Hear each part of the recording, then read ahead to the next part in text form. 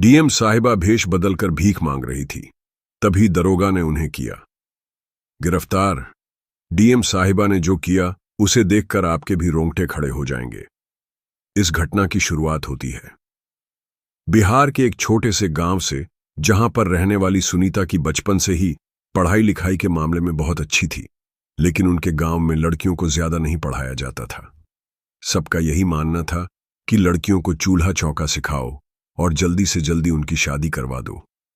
सुनीता के माता पिता भी यही सोच रखते थे, जिस वजह से 7वीं तक सुनीता को स्कूल भेजने के बाद उन्होंने उसकी पढ़ाई बंद करवा दी।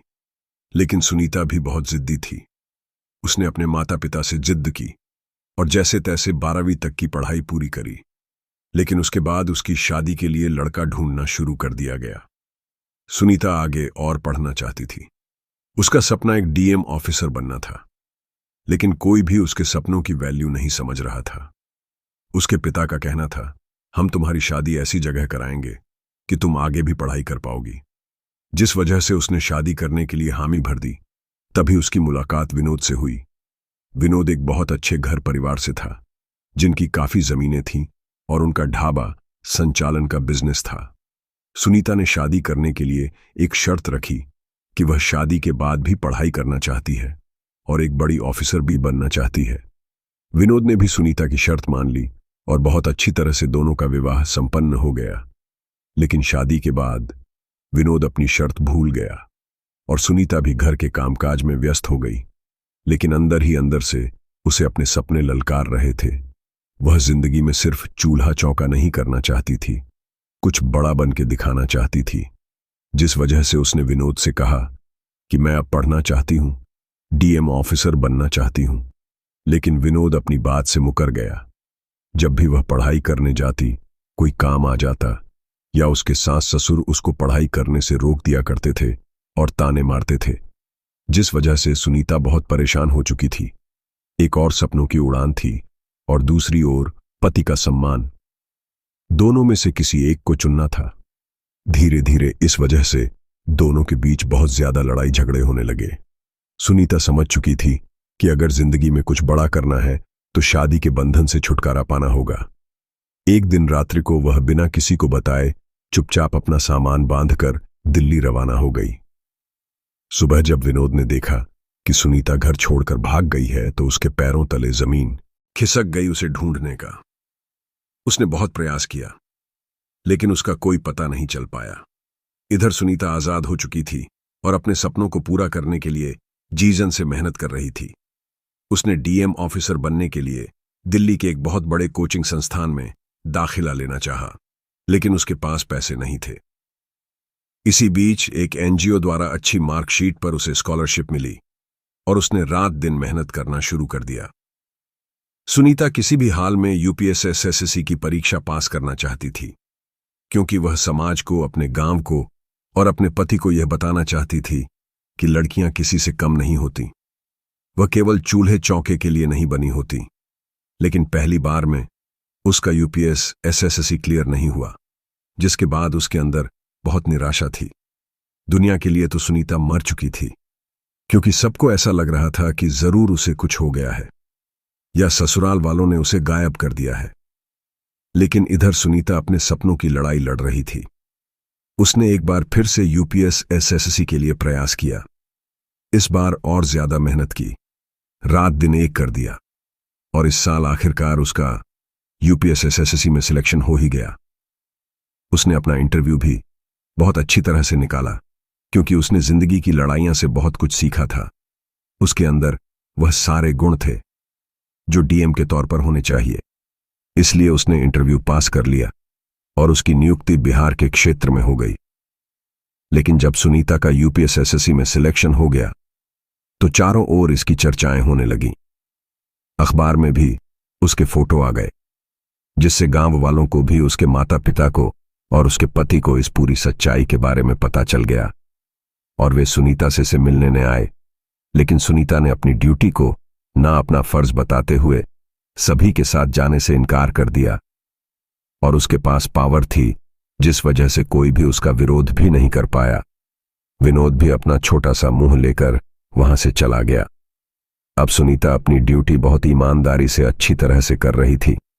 समय के साथ उसे बहुत कुछ सीखने को मिल रहा था। उसके पास एक बड़ी गाड़ी थी, ड्राइवर था, और अब सुनीता के पास सब कुछ था।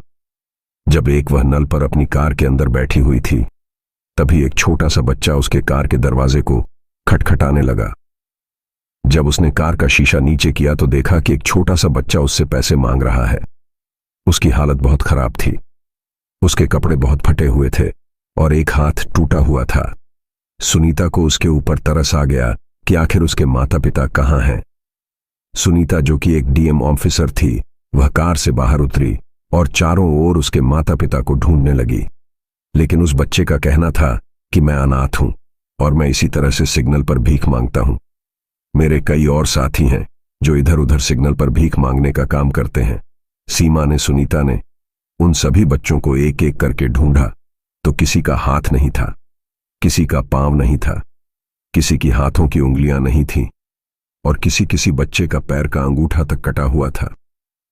सीमा को समझ नहीं आ रहा था आखिर फिर ये सभी बच्चे इस जगह पर कहां से आए और इनके माता पिता कहां हैं। तब राजू नाम के एक बच्चे ने हिम्मत करके बताया कि हम सभी पहले ऐसे नहीं थे, हम एक अच्छे घर के बच्चे हैं, लेकिन एक समय पर हमारा जबरदस्ती अपहरण किया गया और हमें इस दलदल में फेंक दिया गया जहां जानबूझ करके बच्चों को परेशान किया जाता है। उनके हाथ पांव काटे जाते हैं ताकि उनसे भीख मंगवाई जा सके। उन्हें टॉर्चर किया जाता है, उन्हें अपाहिज किया जाता है और कुछ गुंडे लोग हैं जो इसी तरह बच्चों का अपहरण करके उनसे भीख मंगवाने का काम करते हैं और खुद मोटी कमाई रखते हैं। और हमें खाने के तौर पर रोजाना रूखी सूखी रोटी दी जाती है। उन्होंने हमें धमकी भी दी है कि अगर हम यह सच्चाई किसी को बताते हैं या कहीं पर भाग जाते हैं तो अगली बार वह हमें ढूंढकर जान से मार देंगे। इसलिए मजबूरी में हमें सिग्नल पर भीख मांगनी पड़ती है। यह सच्चाई सुनकर सुनीता के रोंगटे खड़े हो चुके थे। आज के इस दौर में इंसानियत इतनी ज्यादा गिर सकती है जहां छोटे बच्चों का अपने फायदे के लिए इतना बड़ा इस्तेमाल हो रहा था। यह वास्तव में बहुत हैरान करने वाली घटना थी। लेकिन सुनीता इस घटना के पीछे छुपे आरोपियों को सामने लाना चाहती थी, क्योंकि वह एक सच्ची डीएम ऑफिसर थी। वह किसी भी हालत में चुप नहीं बैठ सकती थी। इसलिए उसने एक ऐसी योजना बनाई जिसे सुनकर आपके भी पैरों तले जमीन खिसक जाएगी। सुनीता ने बचपन से ही बहुत गरीबी देखी थी। वह पढ़ना लिखना भी चाहती थी, लेकिन उसे आगे नहीं बढ़ने दिया। वह इन बच्चों में अपना ही बचपन देख रही थी। वह समझ रही थी कि इन्हें भी पढ़ने लिखने का अधिकार है। यह इस तरह से तो उनका भविष्य बर्बाद हो रहा है। इसके बाद सुनीता ने एक योजना बनाई जिसमें उसने एक पागल लड़की का भेष धारण कर, उसके कपड़े थोड़े बहुत फटे हुए थे, उसकी आवाज बहुत ज्यादा पागल थी, उसने बनाई थी और वह उसी ट्रैफिक सिग्नल पर भीख मांगने का काम कर रही थी। उसका उद्देश्य था उस गैंग के अंदर घुसना जो बच्चों से सब काम करवा रही थी।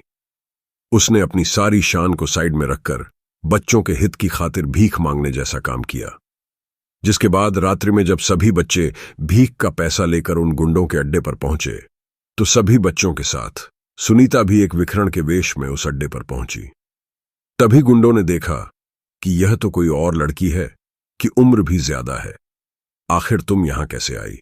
लेकिन सुनीता तो पागल बनने की एक्टिंग कर रही थी। तब उन गुंडों को लगा कि यह तो हमारे लिए और फायदे की दुकान है, इसका तो हम और ज्यादा फायदा उठाएंगे। पागल औरत को देखकर लोग ढेर सारा पैसा देंगे। तब उन गुंडों ने सुनीता को कुछ खाने को दिया और कहा कि अब तुम्हें रोजाना इन बच्चों के साथ ट्रैफिक सिग्नल पर जाना है और जितना भी पैसा सुबह शाम इकट्ठा होता है वह यहां लाकर जमा कराना है। तुम्हें सुबह शाम खाने को दिया जाएगा और सोने के लिए छत प्रदान की जाएगी। तभी सुनीता ने देखा कि रात्रि में कई और बच्चों को, जिनकी उम्र मात्र 8 से 10 वर्ष थी, अपहरण करके लाया गया था, जिनके कपड़े बहुत अच्छे थे और वह बच्चे बहुत अच्छे घराने के लग रहे थे। लेकिन जानबूझ करके उन बच्चों को अपंग बनाया जाता था। उनके हाथ पैर तोड़े जाते थे ताकि लोग उन्हें ज्यादा से ज्यादा भेज दें। इस अत्याचार को सुनीता बर्दाश्त नहीं कर पा रही थी, लेकिन उन्हें उन सभी गुंडों के खिलाफ सबूत इकट्ठा करने थे। उसे एक स्ट्रिंग ऑपरेशन करना था, जिसके लिए वह एक छोटा कैमरा लाई थी जो उसने अपने कपड़ों पर लगा लिया। जब सुबह हुई तो अपने कटे फटे कपड़ों पर सुनीता ने वही स्टिंग ऑपरेशन वाला कैमरा लगा लिया। तभी सामने की ओर सुबह सुबह बच्चों की एंट्री हो रही थी, जो भीख मांगने के लिए निकलने वाले थे। सुनीता ने बच्चों की तरह अपनी भी एंट्री कराई और सिग्नल पर भीख मांग के लिए रवाना हुई। उसने उस अड्डे की सारी वीडियोग्राफी कर ली थी। साथ ही साथ उसने सिग्नल पर भीख मांगते हुए अलग अलग बच्चों की भी वीडियोग्राफी निकाल ली थी। उस दिन राजू नाम का एक बच्चा, जिसकी उम्र 11 वर्ष थी, जिसने इन गुंडों की सच्चाई सिग्नल पर सुनीता को बताई थी, उसके साथ मिलकर सुनीता ने एक योजना बनाई। उस दिन वे लोग रात्रि में पुनः अड्डे पर पहुंचने की बजाय पुलिस स्टेशन पहुंच गए। सुनीता ने उस बच्चे को हिम्मत दी कि अगर तुम कोर्ट में इन लोगों के खिलाफ गवाही दोगे तो तुम्हारा कोई कुछ नहीं करेगा। तुम चिंता मत करो, मैं तुम्हारे साथ हूं। मैं कोई भिखार नहीं, बल्कि एक डीएम ऑफिसर हूं। यहां पर जितने भी पुलिस वाले हैं सब तुम्हारे साथ हैं, और तुम अगर गवाही देते हो, उनकी सच्चाई बताते हो, तो हम सबका पर्दाफाश करके वहां से एक एक बच्चे को बाहर निकाल लाएंगे। राजू काफी हिम्मत वाला था। उसने गवाही देने के लिए हां कर दिया। उसे डीएम साहिबा पर भरोसा था और वहां खड़े हुए कई सारे पुलिसकर्मी उसे हिम्मत दे रहे थे। लेकिन रात्रि के समय जब राजू भीख के पैसे लेकर अड्डे पर नहीं पहुंचा तो सभी गुंडों में अफरा तफरी मच गई। वे सोचने लगे, आखिर वह बच्चा कहां गया? अगर वह पुलिस स्टेशन चला गया या गलत हाथों में लग गया तो हमारा पर्दाफाश हो सकता है। इसीलिए चारों ओर उन्होंने राजू को ढूंढना शुरू कर दिया। इतने में उन्हें याद आया कि वह भिखार भी आज भीख के पैसे लेकर नहीं लौटी है। शायद किसी ने हमारे खिलाफ बहुत बड़ी चाल चली है। जब वे सभी लोग सभी बच्चों को किसी दूसरी जगह पर भेजने का फैसला कर चुके थे, तब टेम्पो में एक एक करके बच्चों को भरा जा रहा था। लेकिन तभी वहां पर पुलिस की दस्तक हो गई। उस पुलिस दल के साथ डीएम साहिबा और 11 वर्षीय राजू भी मौजूद था, जिसने संडे की जानकारी पुलिस वालों को प्रदान की थी। लेकिन जितने भी गुंडे थे वह बहुत ज्यादा अकड़ दिखा रहे थे। उनका कहना था, तुम हमारा कुछ नहीं बिगाड़ पाओगी, क्योंकि किसी बच्चे में हिम्मत नहीं है कि वह हमारे खिलाफ गवाही दे सके। उन्होंने राजू को भी धमकी दे दी कि अगर तुमने हमारे खिलाफ गवाही दी तो हम तुम्हारे माता पिता को मार डालेंगे। जिसके बाद राजू बहुत ज्यादा डर गया और उसने गवाही देने से मना कर दिया। अब पुलिस के सामने एक बहुत बड़ी समस्या आ चुकी थी, क्योंकि वीडियोग्राफी में इतने ज्यादा सबूत मौजूद नहीं थे कि गवाही ही इन गुंडों को हवालात के पीछे डाल सकती थी। उसे अपने माता पिता के लिए डर लग रहा था। लेकिन राहुल की यह हिम्मत देखकर बाकी सब बच्चों की भी हिम्मत जाग चुकी थी। वे समझ गए थे कि अब समय है खुद के लिए लड़ने का, क्योंकि उनके साथ बहुत बुरा हुआ था। उनके हाथ पैरों को काट दिया गया था, उन्हें अपंग अपाहिज बना दिया गया था। अगर आज भी वह छोटे बच्चे अपने अधिकारों के लिए नहीं लड़ते तो उनकी पूरी जिंदगी भीख मांगने में चली जाती। तो एक एक करके सभी बच्चों ने आवाज उठाना शुरू किया कि वह गवाही देने को तैयार है। इतने सारे बच्चों को उत्साहित देख करके राजू के अंदर भी हिम्मत जागी और सभी बच्चे गवाही देने के लिए तैयार हो गए। अगले दिन अदालत में उन गुंडों को पेश किया गया और सामने कटघरे में सभी बच्चों को बुलाया गया और सबका एक ही कहना था कि बचपन में कई सालों पहले हमें जबरदस्ती हमारे घर के बाहर से उठा लिया गया था। कोई बच्चा न साल से, कोई 5 साल से तो कोई 7 साल से इन गुंडों के कब्जे में था और भीख मांगने का जबरदस्ती कार्य कर रहा था। इनके द्वारा हमारे शरीर के अंगों को भी नष्ट किया गया है। जानबूझकर हमें अपाहिज बनाया गया है, जो जिंदगी भर के लिए हमारे दुख का कारण बनेगा। हम यही चाहते हैं, इन्हें कड़ी से कड़ी सजा हो, ताकि आगे यह किसी भी बच्चे की जिंदगी खराब ना कर पाए। इतने बड़े सबूतों को उन बच्चों की गवाही से और डीएम साहिबा द्वारा की गई वीडियोग्राफी से सारी सच्चाई सामने आ गई और उन अपराधियों को 12 साल की कड़ी सजा सुनाई गई। इस घटना के बाद चारों ओर हड़कंप मच गया और जितने भी अपराधी थे सभी सही रास्ते पर आ गए। वास्तव में डीएम साहिबा ने अपनी शान और शौक को साइड में रखकर जो भिखारी का भेष बदला है, उसी कारण से यह सच्चाई सबके सामने आ पाई। हमारे समाज को ऐसे ही कर्तव्यनिष्ठ अफसरों की जरूरत है, जो केवल घूस नहीं खाते, रिश्वत नहीं खाते, बस अपने अधिकारों के लिए लड़ते हैं और अपने अधिकार को समझकर सामान्य मनुष्यों को भी उनका अधिकार दिलाते हैं। सुनीता बचपन से गरीबी में पली बढ़ी थी। उसे आगे बढ़ने का कभी मौका नहीं मिला। उसके पति ने भी उसका साथ नहीं दिया। उसे जिंदगी में करना था आखिरकार, लेकिन उसने उन बच्चों को भी आगे बढ़ने का मौका प्रदान किया, जिसके बाद उसे एक बहुत बड़े पुरस्कार से सम्मानित किया गया। इस पूरे घटनाक्रम को लेकर आपके क्या विचार हैं? नीचे कमेंट बॉक्स में बताइएगा। वीडियो पसंद आई हो तो लाइक करें, साथ ही चैनल को सब्सक्राइब करके बेल आइकन को प्रेस कर लें